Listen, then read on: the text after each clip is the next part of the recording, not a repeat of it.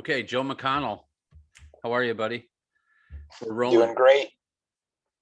We had Doing some great, man. How you doing? good.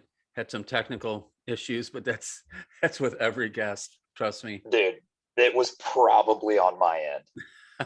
It may have been that time. Usually it's on my end. It was, dude, it was probably me. You know how it's Skynet, dude. Swear net.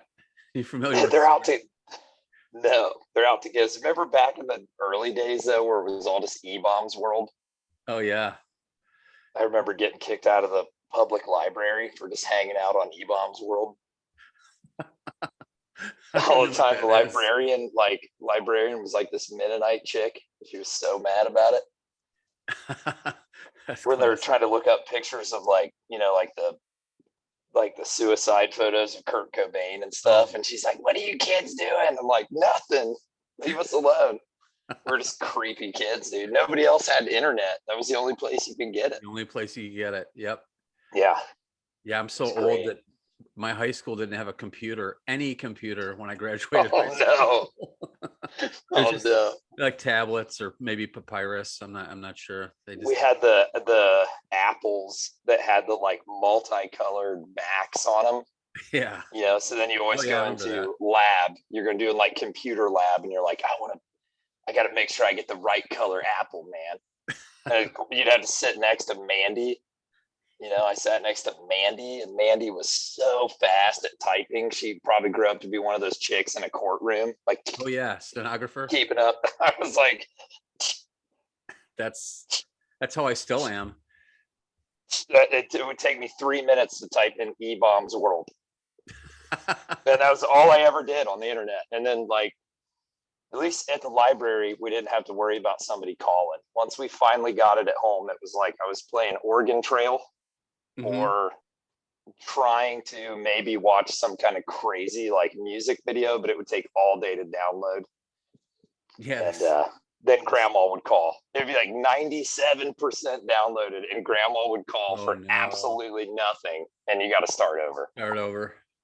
That sucks. We've come a long way. That was this is amazing. Caveman times. Right. Nice segue, right? Primitive. Yeah. Yeah. Right, man. Yeah, I was gonna say that. And when I was in high school, familiar. Is this a good backdrop? Yes. Oh, is that a llama? What is that? It is a llama. Very nice. The listeners can't see that, but I like it. Yeah. I didn't know if it was going video or just audio. It's just video for us. It'll be audio. It feels more personal though, like for us being able to see each other. Yeah. I'm 100% not wearing pants. But that's all right. I had to look outdoorsy in this. Yeah. So Joe, that's how we all did it, right? Yeah. Tell me the name of your YouTube channel. First Skills. That's really cool. I like that. And how long have you had that? I think it was sparked by 2020, like all the stuff going on in 2020. Yeah. You have to look on there and see. It was kind of a thing I was doing for a little bit. And my brother called and he's like, "Dude, you got 350,000 views on a video." And I'm like, "Shut up." I thought he was making fun of me. And he's like, "No, man, check it out." And this is just the kind of dude I am. Like, I made some content, put it out there, and completely forgot and lost the password. So like, I didn't even know about getting back into it. I was like, that's kind of funny now, but at that time, it was like 2 years ago. I was like, oh God. Yeah, doing research. I saw one of your, I think it was like the the one with making all these tools from a deer leg that's got 2.4 million views. It's incredible. Yep. Yeah, man, it was awesome. In spite of the music. Yeah, right. That's what I was. Yeah, a lot of people are super not into that aspect of it, which I was finally glad that I wound up with somebody in my corner. I don't know if we're name dropping any of that, but I found somebody with equally weird musical taste. If anybody's ever hung out with Ryan Gill, the cat listens to some out there stuff. I felt okay about it after that. Oh yeah. A little bit of Yeah. everything, A man. little bit of everything, It's like for sure. it was like Blondie, followed by throat music, followed by like Rammstein or Rammstein. It's Yeah. like, dude, this is great. Yeah. Yeah, Yeah. yeah, Well, man. yeah, we just for the listeners, we just had Joe and I were on a adventure together. We can't talk about the details yet, but maybe I could have you on, a few months. We can go over those. Yeah, we'll get back Unfortunately, into can't it. talk about that, but we'll at a later date we can do Legally, that. legal, like hush orders. Like guys will Yes. show up at our house. Oh yeah, yeah, absolutely. Nighttime, they're wearing black, sunglasses, suits. But it's Men in Black stuff, dude. Yes, absolutely. We'll You be can't be too escorted to a careful. car and we will just be 100% gone, like some X-Files stuff. Fed to the gators. At least I will be. Dude, that's a long drive for me to get fed to a gator. It'd probably be a hog farm up here. You don't have them in Ohio? Dude, maybe at Columbus Zoo, I'm sure. Yeah. Someplace like in a heated room right now.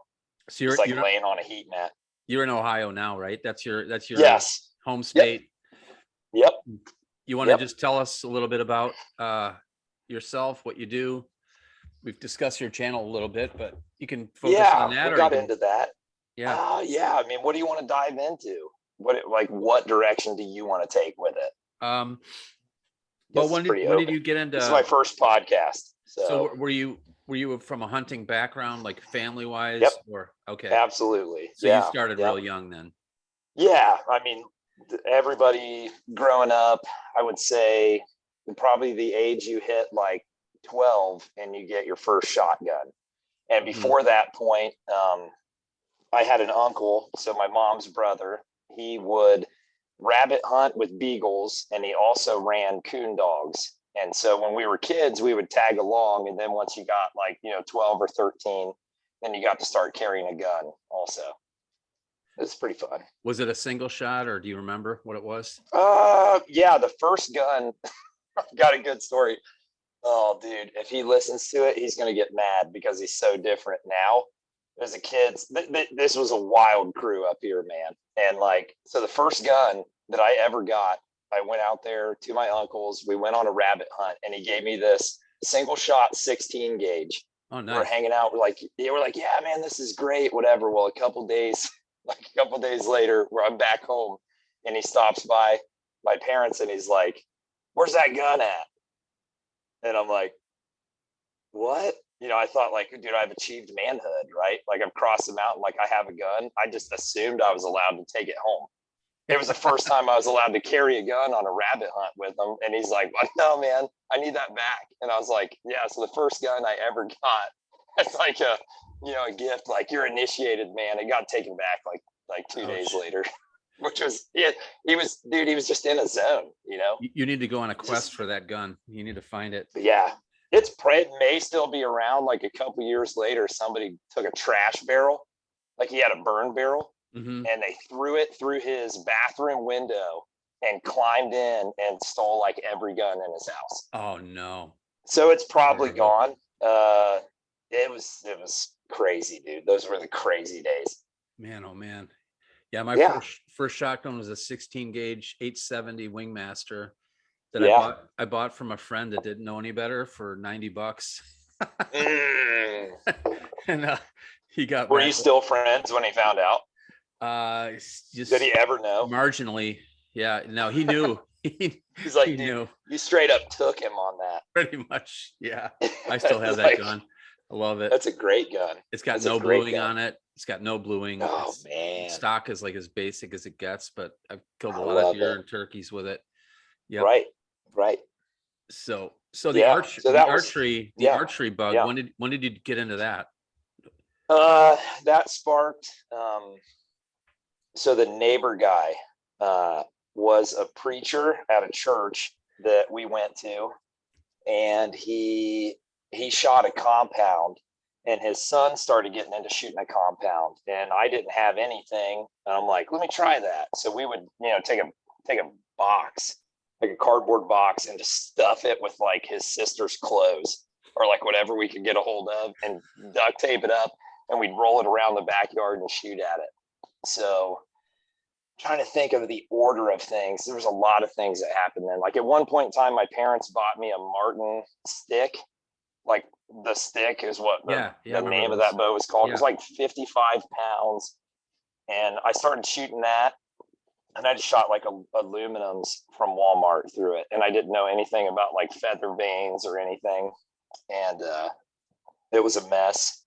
But I had a blast with it. And then my dad wound up picking up, it was funny because I saw that in Ryan's shop and it took me back to that. It was the first book I ever had. And it was Making Indian Bows and Arrows the Old Way by Douglas Spotted Eagle. Oh, wow. And my parents got that in like a draw knife. And I can't remember how the two were connected, but I'm like, oh, that's kind of cool. And my dad's like, yeah, maybe we'll try to make one. Right. So I still remember that first bow. I'm like, Dad, this is Osage. Like I read this book and this is Osage. And it was just in the fence row behind the house. And it was like, absolutely not. I probably couldn't tell you what it was, but it 100% was not Osage. And we did about 90% of the shaping of that bow with a like a sawzall and a jigsaw and just tried to like rough it out. And then I remember we were like on a spindle sander with the drill press, like attempting to tiller. And I think we almost got a string on it and it just exploded. I just remember it having this like pith down the middle. And I was like, I thought it was so awesome. And my dad's like, yeah, whatever. So I tried to build, I got more into it. I tried to build another one. And I went behind that same uncle's house. There was some property. And I finally did, you know, I talked to some people and I finally found an Osage, a real one. Yeah. And I cut it down and shaped it. And it would shoot. It was terrible. And it had a washcloth handle with electrical tape and it had weed whacker string, literally like weed whacker string on it for a string. And I would cut, I know what it is now. At the time, I didn't know what it was, but I would cut Japanese honeysuckle and I would steal like any of my mom's silverware or like silverware I could get at garage sales. And I would take my dad's angle grinder and I would grind the knives and stuff up like butter knives. Yeah. And epoxy them into the end of the Like arrows and shoot it stuff. As a broadhead then? Like as a broadhead? Yeah. Awesome. Oh yeah. And Yeah. what about feathers? I would get blue and red feathers from Joanne Fabrics. Mm-hmm. Yeah. And Perfect. I would try to tie them on with floss. Yeah. Yeah. Yeah. And so that's your hunting setup today? That's what I That's use exactly currently. what That's my go-to. It would probably work, dude. I mean, you could probably rig it up to where you could use those and make it work. But yeah, I still have so many cuts like along the top of my finger from just really bad fletching, just raking across my hands. Oh yeah, shooting off the knuckle. Yeah. Oh yeah, yeah, yeah. Wow. So that was Then we had a lot of family that was into shooting crossbows, and I think I got a recurve out of a buddy's garage that burned down, like their house burned down, and we were digging through it. We were cleaning it up because a lot of the family did construction. I still do construction now, and we started digging around in this. The only thing that didn't burn was the shed, and it had a bare recurve, with the double shelf buried under all this stuff in the back of the shed. So, yeah, it was an old one. I think it was like a Polar, maybe. I can't remember. I want to say maybe that was the model, but that was the first time I ever killed anything with a bow was with that bow, and it was a rabbit in the neighbor guy's garden, and it was total luck, total chance. And then I spent all the time after that trying to shoot birds and squirrels constantly, and just never grew out of it. Never stopped. It's still happening. I remember as a kid, there were fields and woods behind my house, and I was unaware of, because I didn't really have any hunting mentors, so I was unaware of seasons, or this is as a kid, like 8 to 12 years old. Doves. There actually were pheasants out there, and you could flush them and see where they landed and go over and flush them again and try to shoot them out of the air or shoot them on the ground. I shot skunks. I shot rabbits, doves, songbirds. Did the skunks spray? Yes. Did the skunks start to spray? And I would, the other thing, I shouldn't even probably talk about this, but I go out at night and hunt for rabbits. And I saw a skunk once, and this was in the winter, but it was just like a dusting of snow, and I got up Right. close to this skunk and I shot, and I hit a, I, Oh no. I shot under it and hit a stone, and there's sparks like, it was just so cool. Like the Oh sparks, man. you know, exploded around the skunk. He didn't actually spray, he just kind of waddled off. And I was like, that was probably shouldn't shoot that thing. But yeah, just, not having a mentor or being aware of game laws or Right. seasons, Yeah. it didn't do any harm, except to the Right. animals. But yeah, Yeah. just different times. Right. Yeah. It transitions. I never got serious with it until, I mean, like somebody would get probably arrested or something for this. Now we were in a yard, in my buddy's yard, and this dude pulled up in a truck, and we were shooting bows. And I had the one that I made, and he's like, "Did you make that?" I said, "Yeah." And I was so proud of the thing. And he pulled out this hackberry flat bow that he had. And I'm like, "Whoa." Right. Nice. And he goes, "Hey, there's this guy, not too far away from here, and he's doing all this. And I'll take you over to meet him sometime." So, like really super great. My parents are awesome. But like, if somebody was like that was happening now, like every red flag in the world would go Oh up. yeah. This dude comes over to my parents' house, and he's like, "I want to take your son to the," I was like 14. He's like, "I want to take your son to this dude's house, and this guy makes bows." And my dad's like, "Yeah, it sounds cool." So my dad tagged along, a couple times, and it was awesome, man. This guy's name was Sonny Iman, and he had an office we walked into, and there were like vertical pegs. There were just bows everywhere.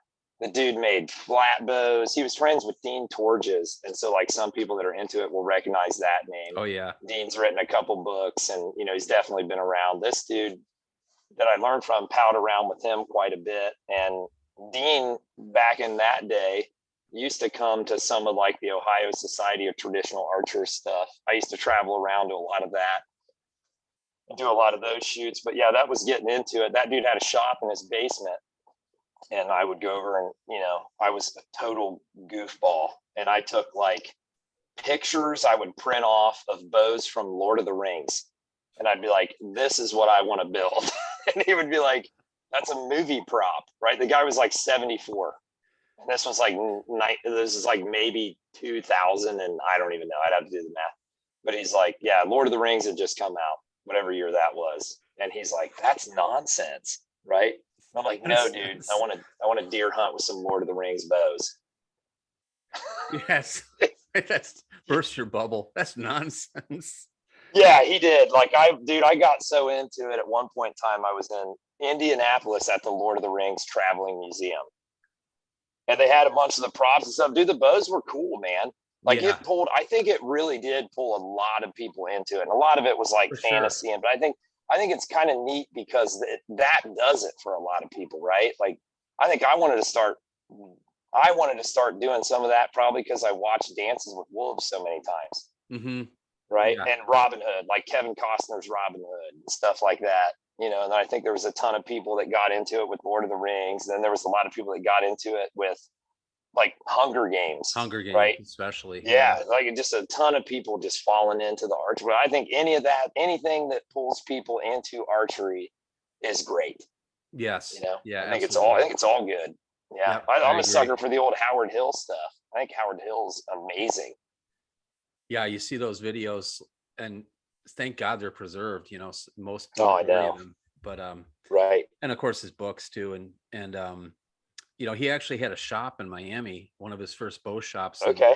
in Opelika, which is a very rough, dangerous neighborhood now. But back then he had Not it. for a dude like Howard Hill. No. Not for him. Right. Yeah. But I'm sure it's a different area then. But yeah, he Right. actually, and then so he writes about places hunting in the Everglades where I fish a lot, and going out Okay. and hunting for gators and seeing panthers. And I think in Hunting the Hard Way he talks about that one in that book. But That book's so good. yeah, that It's such a good book. Fred Bear was the guy that did it for me. But I really liked, I got into Yeah. Howard Hill more later on. Fred Bear was kind of like the first big influence for me. But Yeah. there was no internet when I was a kid, so Did it you was get into books. And Ishi? Did you ever go through like an Ishi phase? I really didn't. I've read the books Yeah. about him, but I've Right. never, the one by Saxon Pope and Right. a couple others, but not to that extent. I probably should, but yeah, maybe. Yeah, it's fantastic, man. It's so Yeah. good. Ishi in Two Worlds is one. I had an audio book, and as I was working, I would listen to over and over. In the one chapter, it's like Ishi the craftsman is the chapter. Dude, it's just like, wow, what a cool thing. Like you talked about it being preserved. Like, what a cool thing that we have that. Like, this dude came out of nowhere. 'Cause, I mean, what concept before that did we really even have of like flint napping, or Yeah. how ancient man lived? I think we had a lot of speculation, and then he just really started setting the stage of like, this is what it looks like. They go into a lot of detail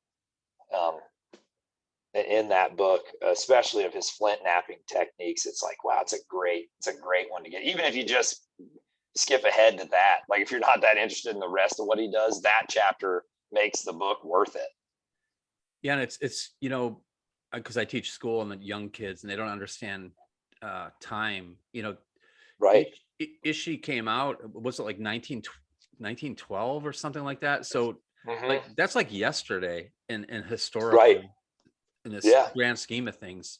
I mean, it's really amazing that he was still living in the wilds of California at Right. that time. Which is crazy to think about. Yeah, think about that. It's not that far removed from today, really. It's really It's just not. over 100 years, and Yeah. it's really cool to think that happened, and we have a record of it.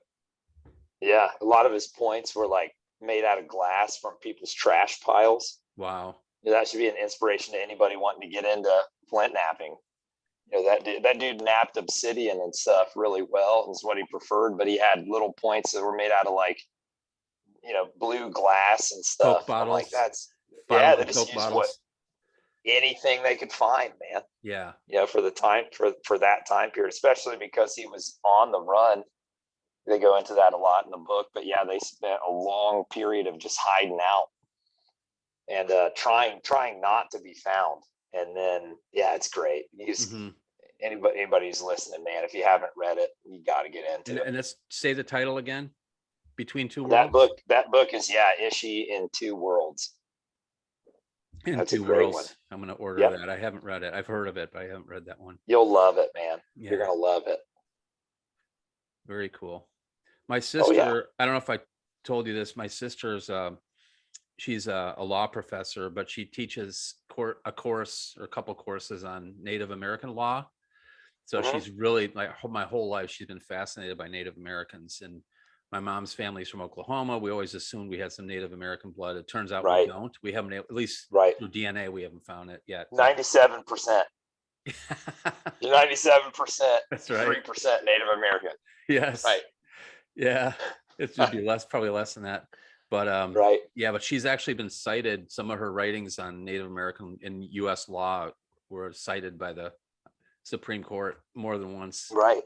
Yeah. So did you guys do like Ancestry or something like that? Like, we did you guys run the DNA that way? Ancestry, but we haven't done like 20. What is the other one? 23 and 23andMe. Yeah, I haven't done that or something one yet. like that.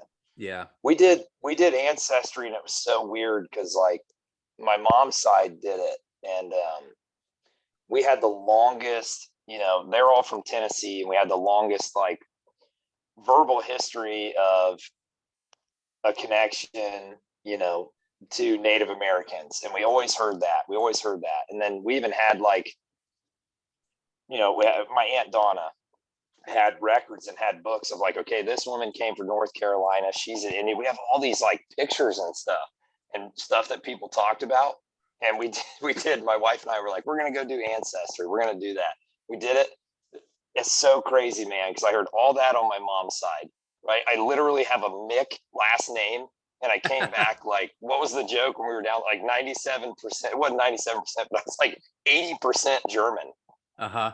I'm like, how does that work out? And then there was like, through that test, there was like no Native Americans. So then we're talking to Donna, and I'm like, it's one of those things that's tough. You know, you make that claim for so long and then people get really bent. And then like, you know, over here being kind of at the foothills of the Appalachian Mountains, kind of everybody claims that. Like Yes. everybody's Yeah. like, yeah, I got a little bit of Native American. And a lot of people do. And I'm not even taking anything away from anybody in my family because it's weird that, I mean, people have like photographs of people. And when you look at them, you're like, yeah, these people definitely look Native American.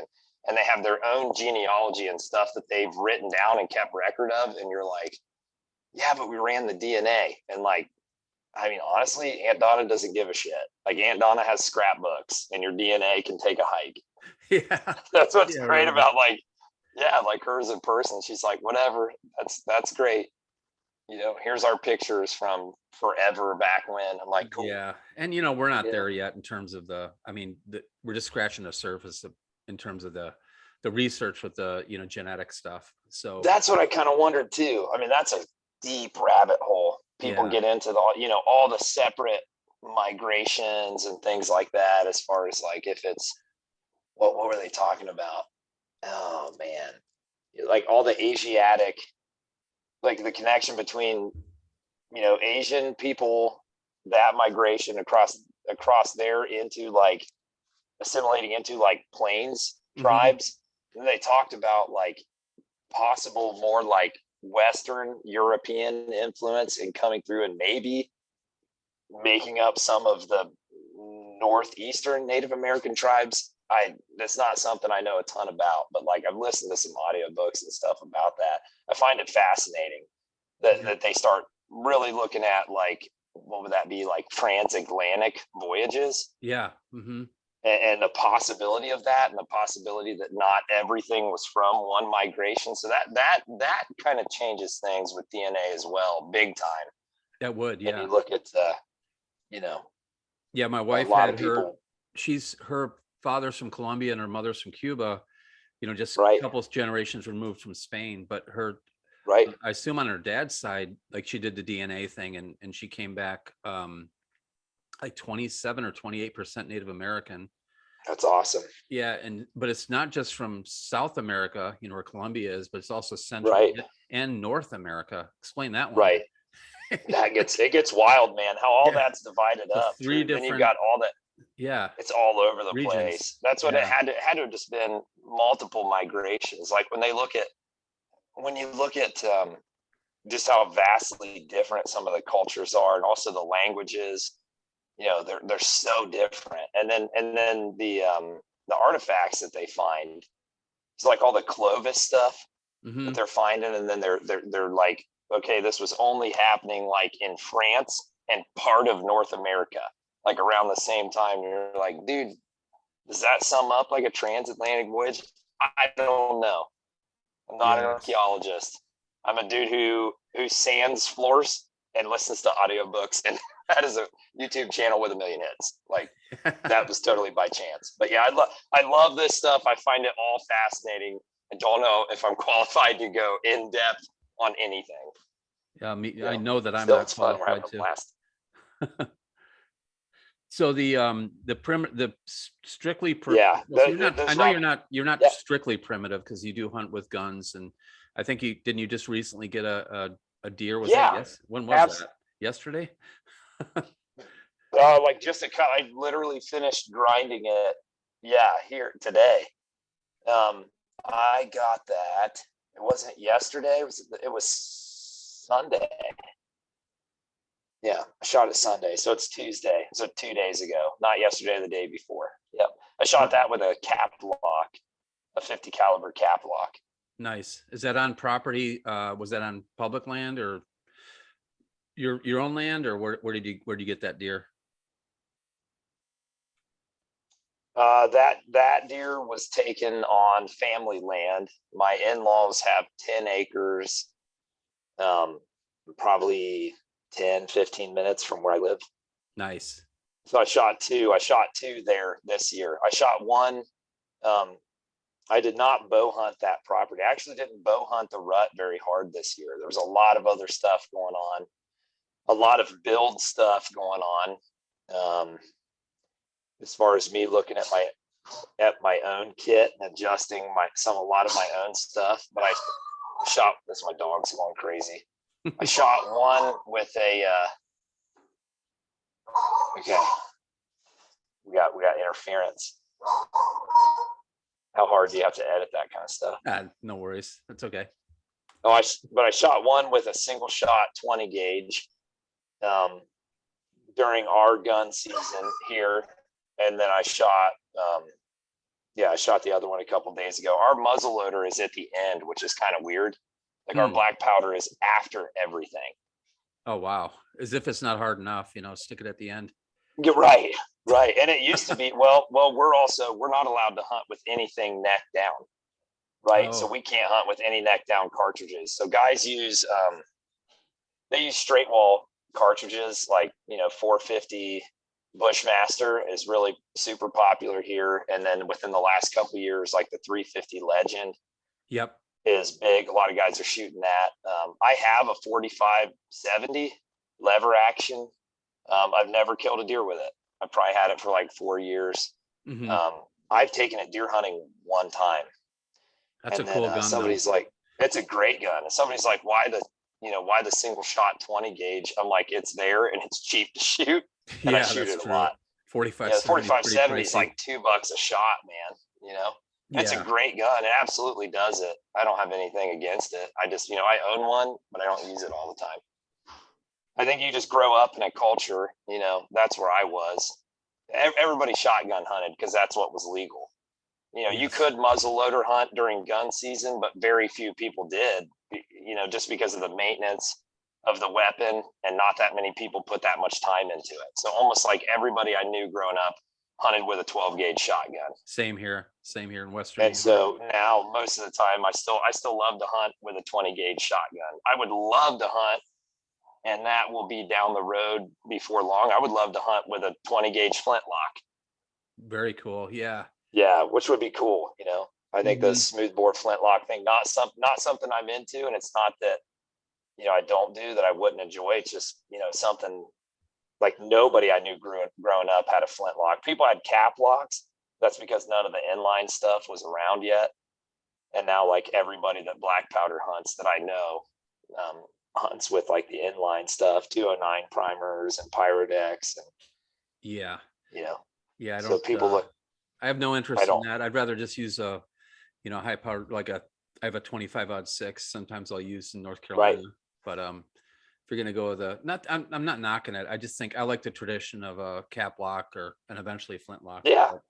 Yeah, I like the cap lock thing. The cool thing with the cap lock thing that made it come full circle for me is that cap lock was my dad's gun, and my dad's dad passed away like last year.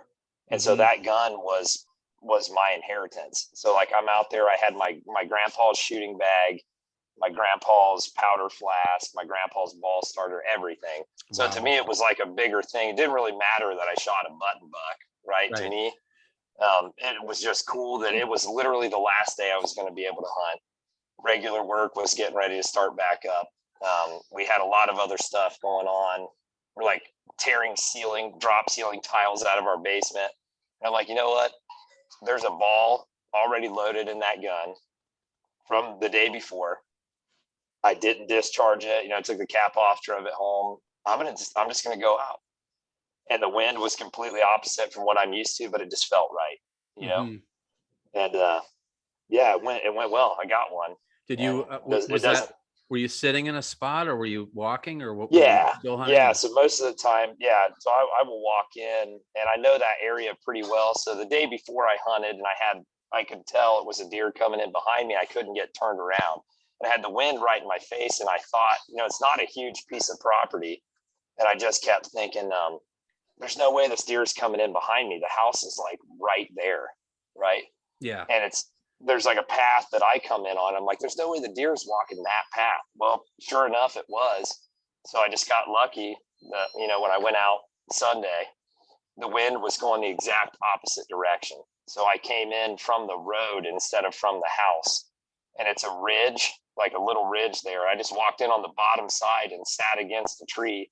And I think I got in about 3:30, and that deer was tagged and in the truck. And I was leaving at like 4:45.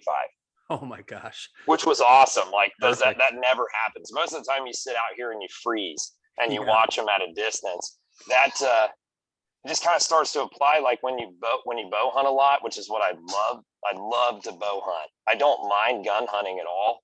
And I grew up doing it. And I still love it for like the nostalgia of it. I've loved in the last probably 5 years. I've set the goal for myself of, and a lot of that comes through in the videos. That's what I tried to capture in the channel.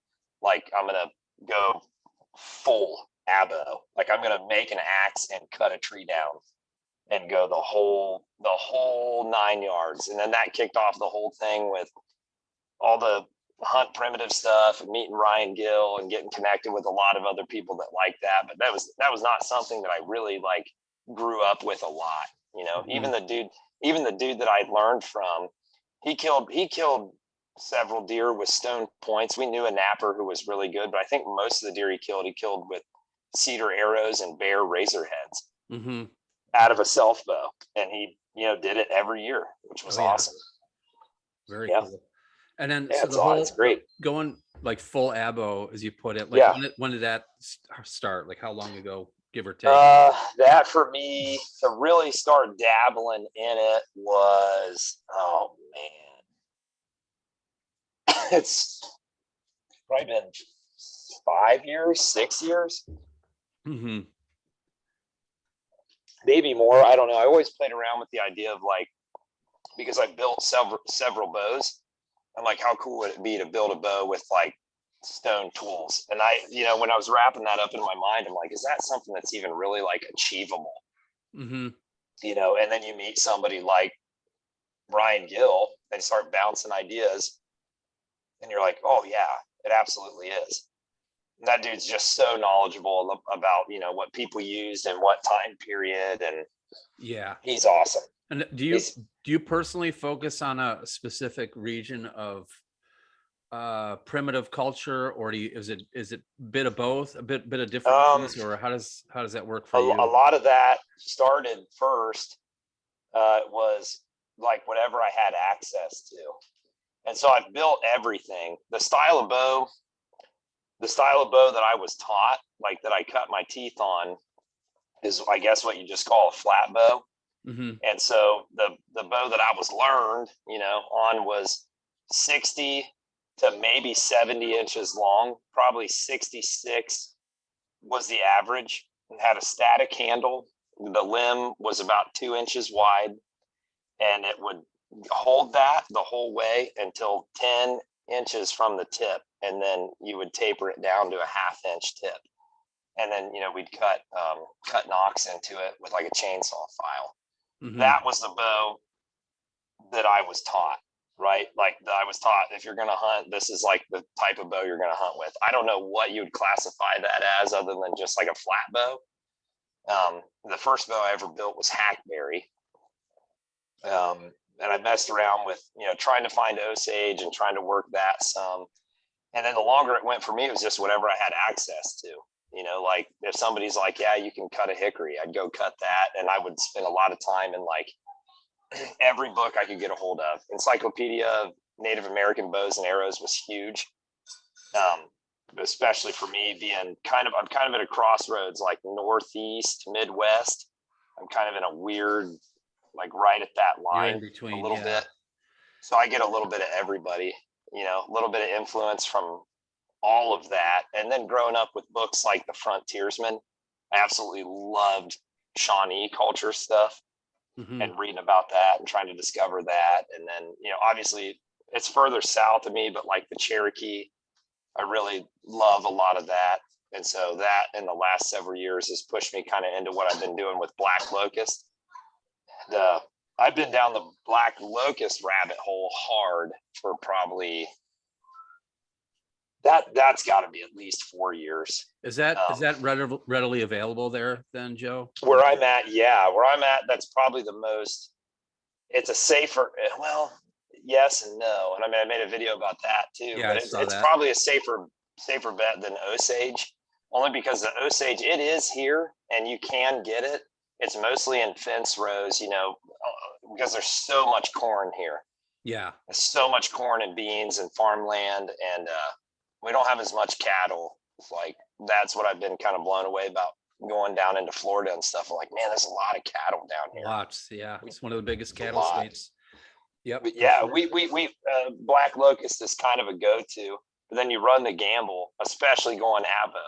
You run the gamble big time because black locust is a great bow wood, right? But it has so many things that go into it. Like it gets fungal infections. I cut down one that was just completely full of ants. Oh God. And it was like one of the hardest things I've ever cut, man. I'm serious. Like where those, I don't know what the ants did to it on the inside, but it was incredibly hard. Huh. Like they changed it, and I couldn't. So they couldn't do anything with that. Black locust borers, they get into it and they can tear it up too. And when you start cutting more of it, you start kind of seeing some of that. But sometimes it's not till you have it cut, split, and you're peeling bark off that you start really finding like, okay, I really don't want to work this piece. Yeah. Then you've still got great firewood, at that point in time. You really don't lose anything. I mean, you'll find a use for it. Yes. I was splitting it and I was like, okay, this has borers in it. So I would take the splits and I was building hide frames out of that. Oh, Like that cool. was another thing I've gotten way into. I don't know if anybody that's going to listen to this is into hide tanning at all. I probably did more with the hide tanning stuff or just as much as what I did with like any of the bow making stuff or making arrows or Have you done like video? that. Have you done a video on that? It's coming, and I'm bouncing. How much do you give away? I'm bouncing around. It's going to be weird. And like you made the comment with the music, I actually had a vision for this next video. I've had a lot of people say, do one that's more like instructional, right? And there's so many great teachers out there. I'm still learning so much. When I set out doing it, it was kind of one of those things that like, there's a lot of guys building stuff in silence. There's a lot of guys, which I love. There's a lot of guys doing very in-depth instructional videos, like with what Ryan's doing or Clay Hayes or guys like that. Way back, back like Sean Woods. I loved all that. And then for me, I'm not even like a musician or anything like that. I just thought like, how cool would this be to make it artful in a different way? Mm-hmm. To make it like to combine it and just make it something different. I would say what I do is almost more entertainment than education, but somebody's going to take something away from it. Somebody's going to say, oh, he's working it this way or using this tool this way. And it just kind of opens up the conversation. And some people love it. Some people are like, I love the video format. Some people hate it. I probably get just as much hate off of stuff as people being like, I love it. But you're talking about a crowd of like, guys like us that are just dudes. Yeah. You're asking them to sit there and listen to electronic music for 3 minutes that you threw together on your computer. That's not even, it's not even the greatest of whatever. I just worried about running into copyright stuff. Yeah. I was actually really blown away when Ryan was talking. I did not know that they made the music for their bison hunt. Yes. When he told me that was awesome, man. I didn't know that. Yeah. Until he was talking about it. That was really cool. Copyright infringement on that when you're making your own music. Yeah, I think that's so cool. And I grew up in a musical family. My dad plays like almost everything with strings. Oh wow. My dad's getting into building guitars now, of all things. That's what he's doing with his time, which is awesome. But yeah, we're bouncing way back. We never really focused on a region. It was just influence of things like that. I really like Al Heron stuff, like Cherokee Bows and Arrows. That's a great book. I actually have that book. You showed it in one of your videos, and my sister and her husband were out in Oklahoma, and they just happened to stay at this bed and breakfast. Guess who owned the bed and breakfast? Probably Al Heron. That's awesome. And my sister said, "Oh, my brother's really into archery. Oh, really? Here, give him this book." And he signed it for me and everything. I got it. That is awesome. Yeah, I was like, what are the chances? Yeah, that guy, he was really ahead of the curve with stuff. I like some of that too, with the D bows and not having really defined handles, especially approaching it abo. Like that was a pretty easy design to latch onto. Mm-hmm. No bells and whistles, no kind of over the top stuff. You didn't have to worry about. You have just one long bending piece of wood. Yes. And seeing a lot of the similarities between a lot of the Eastern woodland bows that you see sources of, minus like the Sudbury stuff that has handles and has, a static handle section and fades out, stuff like that. A lot of the rest of those bows, man, are just a D section. I mean, there's like no handle. It just bends throughout the entire The whole thing. thing bends. Yeah. Yeah, and then the size range is what really blows you away. It's like you have a vision in your mind, like, okay, Indians shot this, they did this, and if anything in the encyclopedias is a good representation, they were all over the place. I mean, there's black lid. It could have been a kid's bow, or it could have been this or that, or maybe a guy just really like, maybe a guy short drawed and he really liked something shorter. I don't know. It's hard to, some of that. It's a Like, mystery of because it. we have one and we say this is a Cherokee bow, or this is a Sioux bow. Did it sum it up for all of them? I don't know.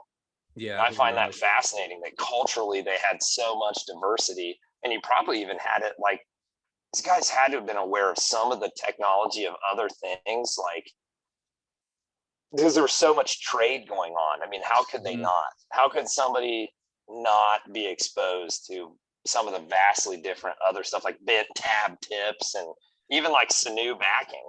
You just never see that over here because it's so wet. You probably wouldn't hold up well. But I think it's fascinating, man. I think it's great. Yeah, Do it, man. That's yours, Marty. Is it edible?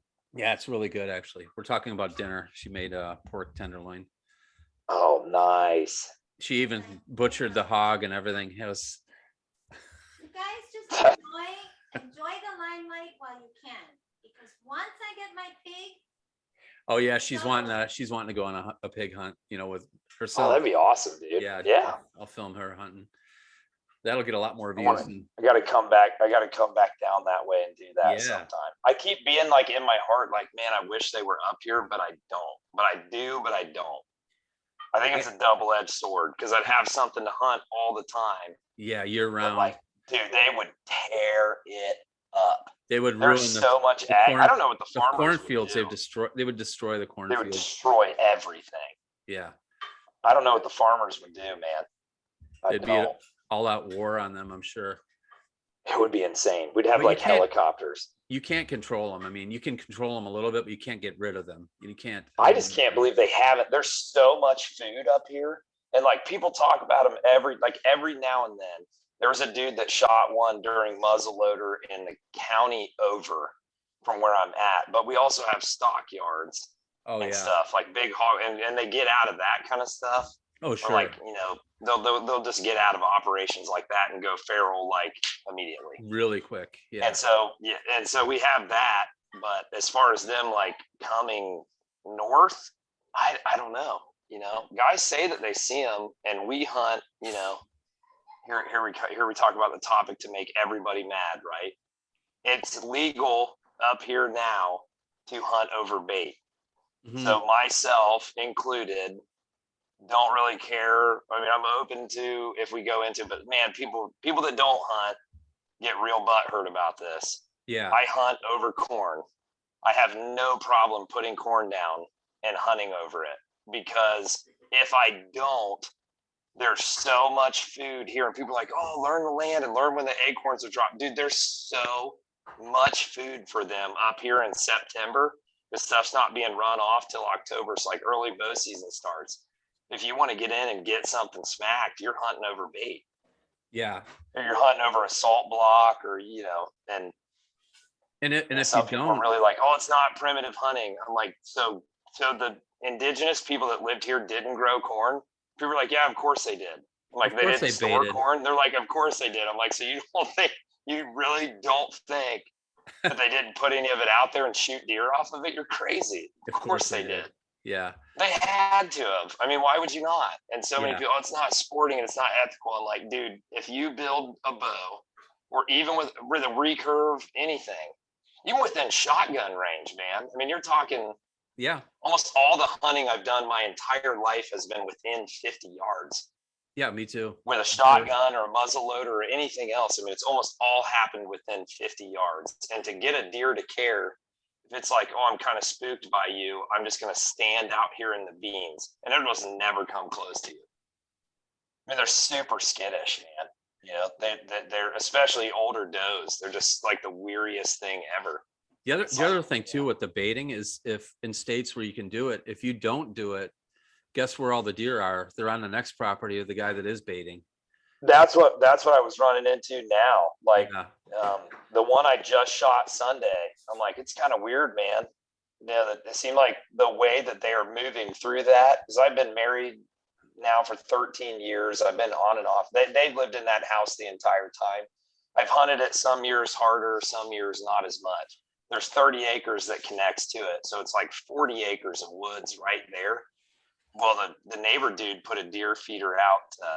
The neighbor dude put a deer feeder out to watch them. Mm-hmm. Right. And so Yeah. I'm like, they've completely changed. But you got to think about it is right. You know, right now there's no crops on. Most of the hard mass stuff is already down, is already dropped, has already been picked over. There's browse. Yes. You know, most of the grass, all of that has been snowed over, been frosted over. It's all died back. So, you know, really, and people have a bad attitude about it. You know, a lot of times if I'm going to hunt an area a lot and I'm going to bait it, I bait it all year long. And people are like, oh, you're spreading disease and you're doing whatever else. Is maybe. I don't know all the science on that. And I hear that all the time from people, but I'm also, you know, feeding lactating mothers. True. I'm also Yeah. feeding deer right now when there's nothing else to eat. And, you know, then in turn, I get fed by them. So, you know, that's the thing in the hunter community. Actually, it has not been legal here that long. And it used to be one of those things that farmers would go through. And like when my grandparents had a lot of land, they would lease, and the dude would combine my grandparents' farm. This is so bad. I'm going to jail. He would drive by the tree stand and go, oops. Yeah. Oh yeah. Right. Because we weren't allowed to do it, but he'd just dump, you know, he would dump some like right Yeah. there. He'd be like, oh, thanks, man. You also weren't supposed to shoot doves right by the grain silos, but why wouldn't you? Because that's where they were. And people were like, oh, that's not sporting. You're not supposed to do that. I'm like, are we shooting doves today? Or are we like, Yeah. what are we doing? It's like saying you can't shoot ducks, you know, flying into a pond. Like, really? Right. Like, Yeah. People treat the hunt now, it's romanticized and turned into this, like, if you're not spot and stalking, if you're not whatever. Dude, kudos to Ryan Gill. Saw him do it on a video. Spot and stalked a deer from the ground. Dude, I was baiting ground blinds and played cat and mouse with two little spikes that were probably brothers. It was the most fun year I ever had, and I never took either of them. Mm-hmm. It was so challenging to bring them in that close, like 8 yards, and just try to draw on two deer on the ground at the same time. And then eventually they figure your blind out. So you've got options. It's like not go back to the blind for a while. Dude, it was like the most fun season I ever had, and I never killed a deer. And if I wouldn't have baited, they would have no reason to be there. You know? And so people like romanticize it into this, like, you know, ancient man, and he's out there and he's stalking. Probably not. He probably drove them into water, and a dude in a boat was chucking a spear into it. Or they ran him into nets and just ran him into nets and beat him with stuff. Like, it's really, we get this like romantic notion idea of it. And I love all that. I love kind of like feeding into some of that, because an aspect of hunting feeds your soul. Yep, for sure. But you know, there's a fine, especially when you're doing it primitive, man. And a lot of people kind of will even push back on that and be like, you know, why would you use that weapon? Why aren't you using a 30-06? I'm like, you know, I've had comments like that on stuff. I'm like, I can't. I'm not even legally allowed to use it. I can't use a neck down cartridge. You know, so I could use a straight wall, but not during bow season. People are like, why don't you just get a crossbow? I don't want to. Oh my God, really? You know, and they're like, but you're talking about just going out and putting bait out and just smacking something. I'm like, yeah, that's what I'm into. You know, like, why would you want to do it with a stone point, or why would you want to do it with a self bow? And I'm like, because once you've done it, man, there's an edge to that of like, that connects you to what our past is and what we are as people. We're omnivores. This is in our DNA. To consume, to take and kill and consume is who we are. And doing it in an ancient way kind of like Yeah, you know, connects, really makes a gets us back. connection. Yeah, it gets your brain in that space, and it's awesome, man. It is like the purest form of hunt. And for me, bait takes nothing away from that. Yeah, like you said, You you know, think a Indians, lot of guys have a problem with it. or I'm you like, you think know, I just, people, like people sitting over, putting a stand over an apple tree, like that's something, there's something wrong with that? Well, the apples fall on the no. ground, the deer eat them, you know? I say go, but you can up here when the orchards are kind of done, they'll have like spotted apples and stuff they can't sell or they don't do whatever with. Dude, you can literally go where I'm at here. You can go get barrels of apples Mhm. and dump them down. The biggest thing that people come back with all the time is the disease stuff, Yeah. right? The issue with that here is somebody's like, it's your fault. It's your fault. It's your fault. Well, I don't know. I'm sure it can spread from some of that stuff. I've never personally seen it. I know that it's around. I know stuff like chronic wasting disease is a thing, and then blue tongue was a thing for a while, and you know, so on and so forth. And I don't know all the science as far as like baiting and that goes. For me, that's not really the argument. I've watched the deer where I hunt, where I'm at, and I've never seen sick deer there. It's not to say that it couldn't happen in theory, but I'm like, at the end of the day, man, there are so many deer up here because of major ag that it's a major problem for everything else. Like Honda has a test track. They pay a dude to sit in a tower with a high powered rifle and shoot deer that come onto that property because of those super expensive prototype vehicles. It's like 15 miles from my house. Oh, wow. I mean, there's so many deer because there's so many crops. Then the farmers are having to claim nuisance permits and they're having to claim, you know, subsidies and everything else due to all this loss. It's just like, why not just shoot them? Yeah. Right. And And if you're benefit going to from shoot them, them, why not feed just your, bring them in as close as possible and make an ethical shot? and feed your family with them, Right. And the bait, you know, the baiting has provided so many more opportunities for that. You know, it is what it is, you know. Yeah. I For sure. think, and there's been especially in the archery community, yeah, up here, guys. You go to a bow shoot, like a trad shoot, and guys, oh, I can't believe you do that, and that takes away from the, you know, from the sport of the hunt. If I had access to hundreds and hundreds of acres and never had to worry about blowing it out, and could find that perfect spot where there's like some huge old oak that's dropping acorns, that's sweet, man. Here it's been logged or cornfield. Mhm.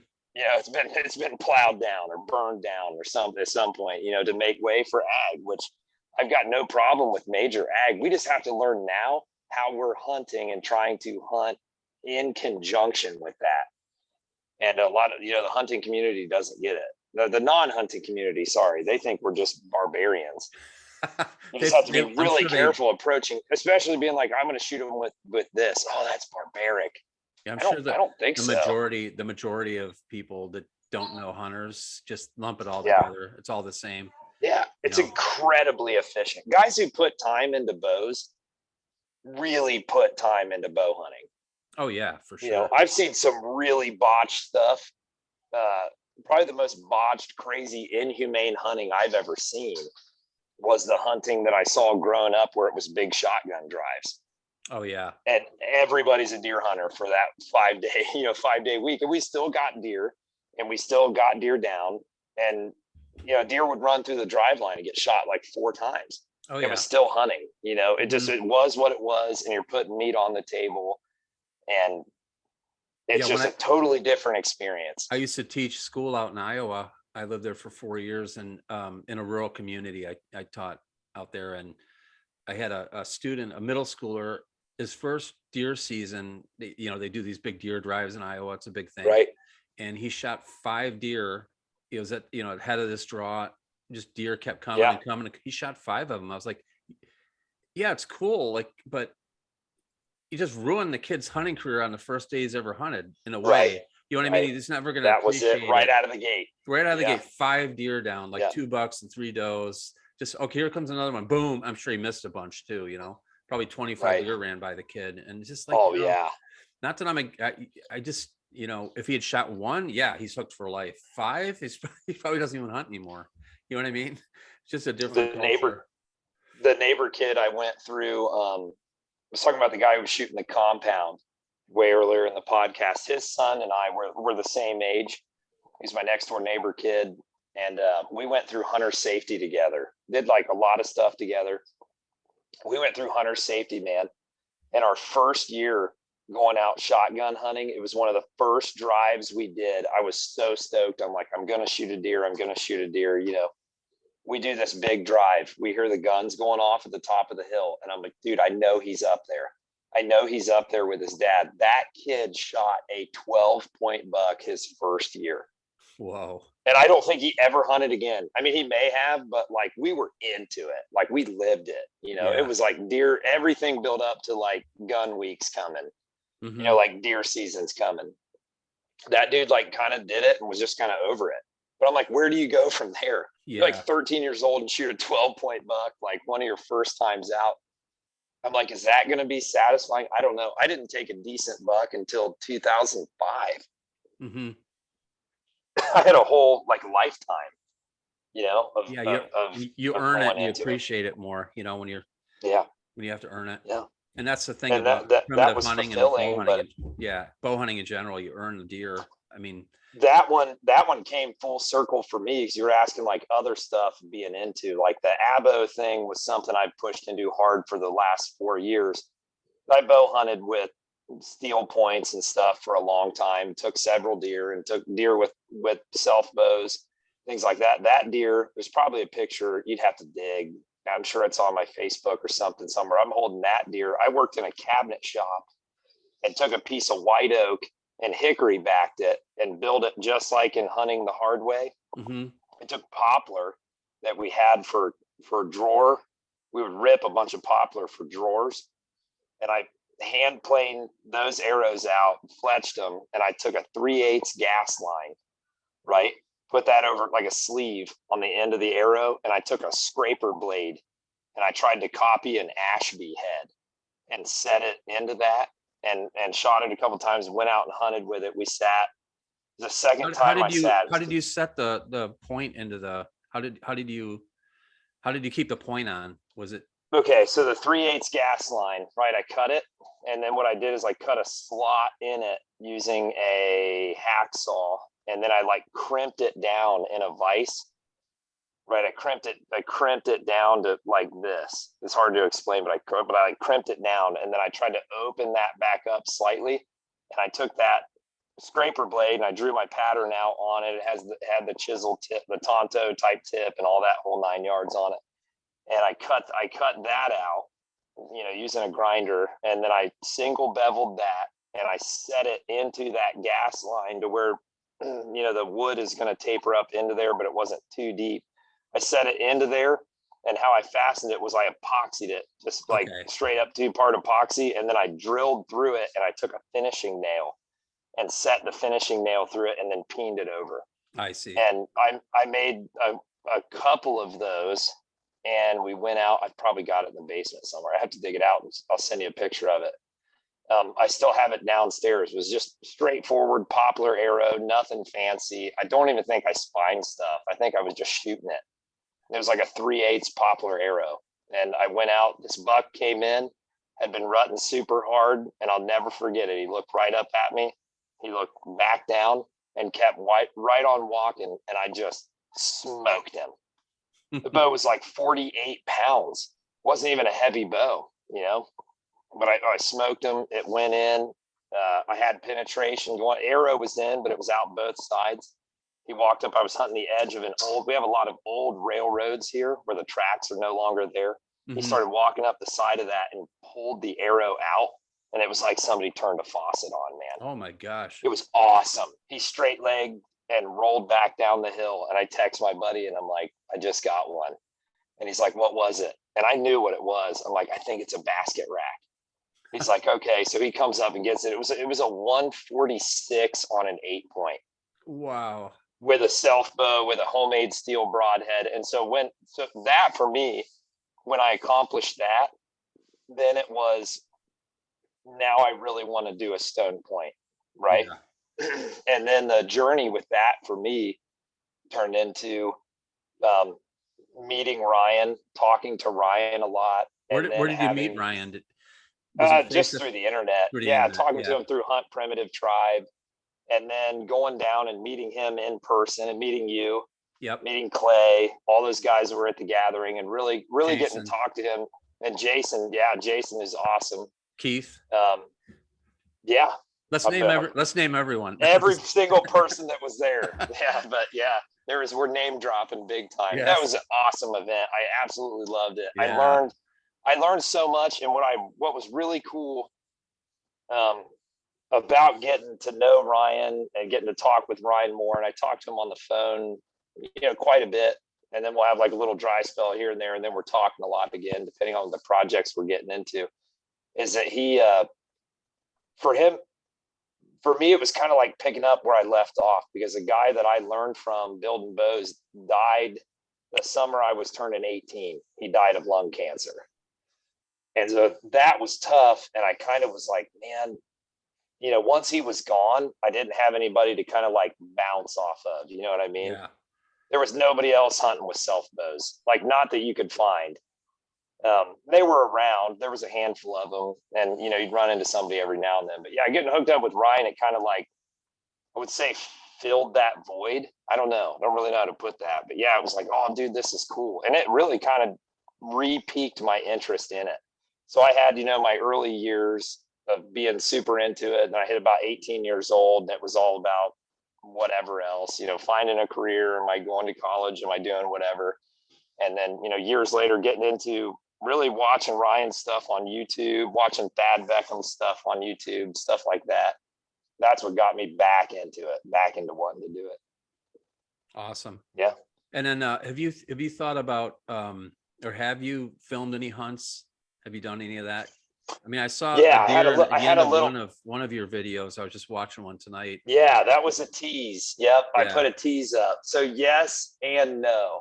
Okay. I went through that when I was talking about the spike bucks. I went through a long process of trying to film that. And then I had a really Debbie Downer moment last year where I was in a tree stand, hunting with a longbow. I had a stone point, and I wound up hitting a deer high. And I hit the deer like right in the loins. It just didn't penetrate. And so that was a thing where it kind of took the wind out of my sails a little bit. I'm like, man, if I had a steel head, I probably would have gotten through there. And you start weighing all the options. Do I need a heavier arrow? Do I need a heavier bow? Yada, yada, yada. And I said, man, you know what I want to do? I really just want to shoot one from the ground. Like if I'm doing it with a stone point, because the shot angle changes so much, right? Being in a tree stand, your shot angle, it's way steeper, and you have a smaller window, right? If you're trying to hit both lungs, you kind of have to hit high, especially if they're really close. And so a lot of the stands I was hunting out of were stands that my buddy John and his son were hanging. And one dude compound hunts. The other dude hunts with a Howard Hill Big 5. And so they take a lot further shots than I do. And so now going into next year, I'm still really excited about doing it. What I want to do is just get more into building ground blinds and different places that I have access, trying to figure out how the deer are moving through those places.